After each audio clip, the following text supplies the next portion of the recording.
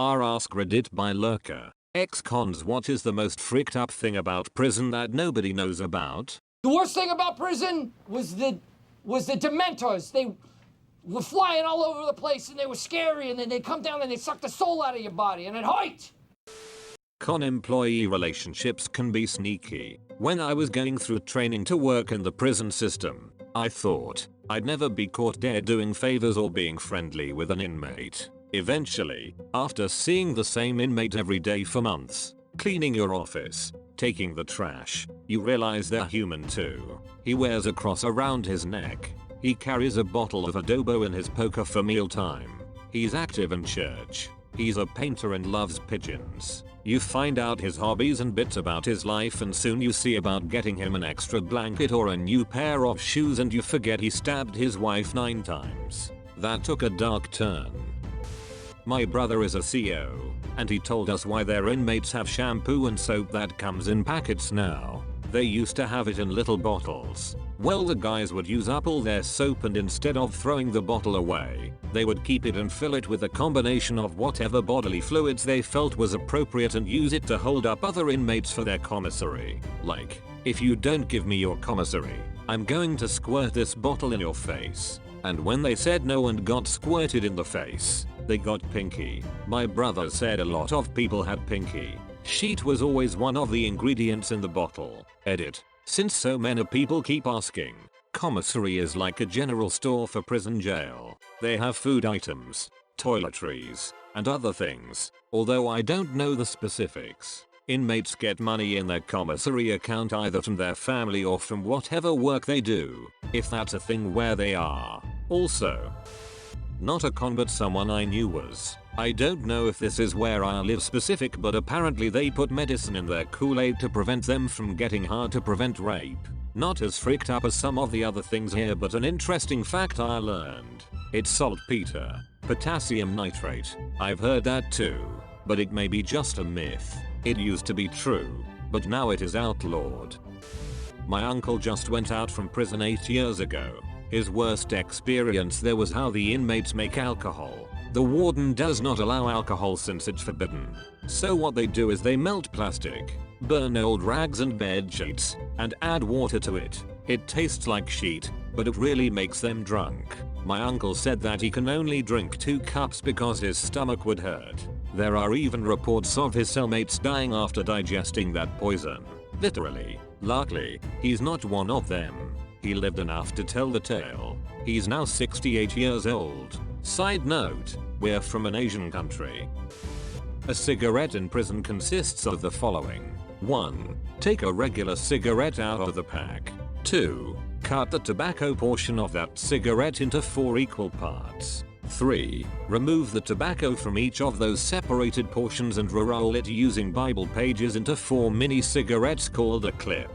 4. Sell each clip for $2 to $4. A cigarette out of that pack can be sold whole for between $10 to $20 each. Edit. Here is the currency conversion for the prison where I was incarcerated. 1 ramen noodle soup equals $1. 1 mackerel fish pouch equals $1.50. Bag of coffee equals $8. New bar of ivory soap equals $2. 1 pack of duplex cookies equals $2. Bed maid equals $1. Launder t-shirt equals $1. Tattoo equals $20. $50. Depends on how many hours spent. Fellatio in fast stall equals $5. All part of the cigarette clips tobacco trade. It was very common for someone to walk around the yard picking up fully smoked cigarettes to shake out the last few crumbs of tobacco for rolling into a clip. Most people were fine just buying a clip or 2 that would last them for the entire evening. If someone saw you smoking a Cadillac, you are either going to have to share that Cadillac or fight again. A Cadillac is a full factory rolled standard cigarette. Someone asked about a hot oil shower in a buried comment. A hot oil shower is when an inmate will take a cup of baby oil and heat it up in the microwave to the point of almost boiling the oil. This is done late at night so that you can take that hot oil and throw it in somebody's face while they're asleep, which will burn the skin off of their face. It's a very effective attack weapon.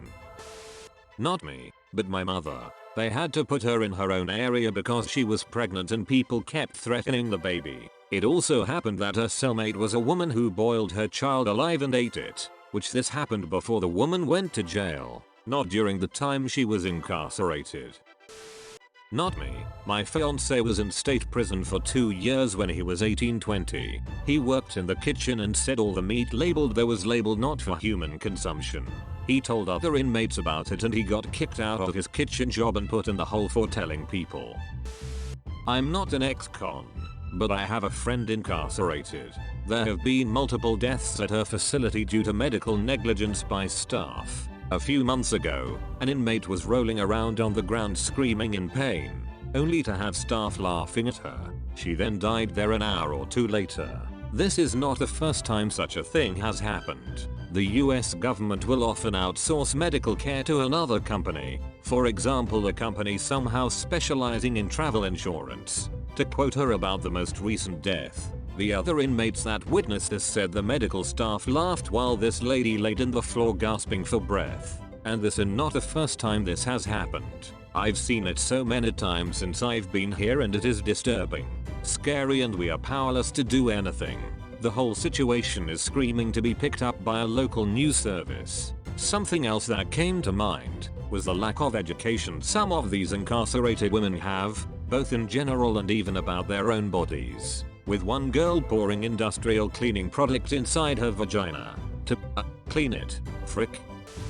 The fact that literally every single aspect of the infrastructure is set up to be for profit, to exploit your family, from arrest quotas, to plea deal quotas, to the corporate run phone system, the prison labor gimmick slave labor used to make products for company profit, not to better the community or help society. Prison is a business, a corrupt, criminal, awful business run by politicians and special interests that are more evil than the inmates.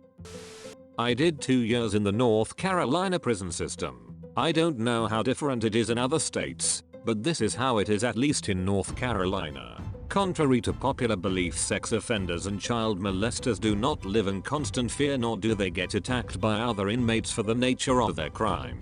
Assaulting another inmate for the nature of the crime they are currently serving time for is now considered a hate crime, and will result in more contact onto their prison sentence. By and large, the child molesters who didn't actually have either vaginal or anal sex with a child serve significantly smaller sentences than other offenders, including habitual DWI sentences. At all 3 of the facilities that I was in during my incarceration, the child molesters flock together and tend to stand in the yard in a group singing hymns and doing Bible study. Many people refuse to go to the church services even though they were religious people because of the large number of child molesters and sex offenders who attended the religious services. Many of the child molesters there were not there for their first offense but more often for their second, third or fourth offense. And I remember one younger guy who liked messing with people would constantly ask an older guy who was in there for molesting children what his deal was. I remember hearing the older guy one time say, "Child molester, I don't know man. I just have a problem." Young guy, how many times have you done this? Child molester, this is the 4th charge. That's why I got 8 years. The first time they gave me 2 years probation. Sickening, isn't it? Sheet bombing. I had a friend go to prison for a drug-related crime.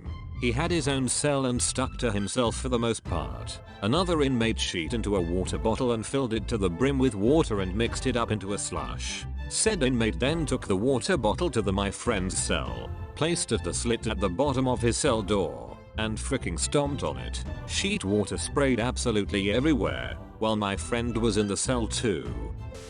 Not a con, but recently learned something. Prisoners have to pay a bill for their incarceration after being released. Sometimes massive amounts of money that they obviously don't have, which just feeds back into the circle of getting arrested again. It didn't used to be a large percent of released people, but of course like everything it's gone up in recent years. Yep. Jail rent. It's like $25 a day. My friend's father worked in a prison. He had to quit because some co-workers neglected to give a woman her bipolar medication just so they could see what happens. I don't know if it's much of a secret, but they didn't give some women sanitary products, so the women had to free bleed and they'd get mad when their uniforms got stained. Former prison librarian here. Dental care. Dentists won't fill your teeth. They will just pull them. No caps. No implants. Race. Prisons are still self-segregating in a lot of ways. When I worked in a prison in WV, one dorm had a black TV, controlled only by black inmates, and a white TV, controlled by only white inmates. Honor culture. If you call someone a name or steal from them, the other person must retaliate to save honor. As a result, you will see a lot of black guys in prison. Postage stamps are a form of currency. Many prisons censor what books come into the institution. At one prison I worked in, The Art of War by Sun Tzu was banned simply because of the title. I assure you that no one in admin had ever read the book. Thanks for dropping by. If you enjoyed the video, be sure to judo chop that like button and subscribe for more awesome content. Also, take a look at these other sweet videos below. See you in the next installment. Toodaloo.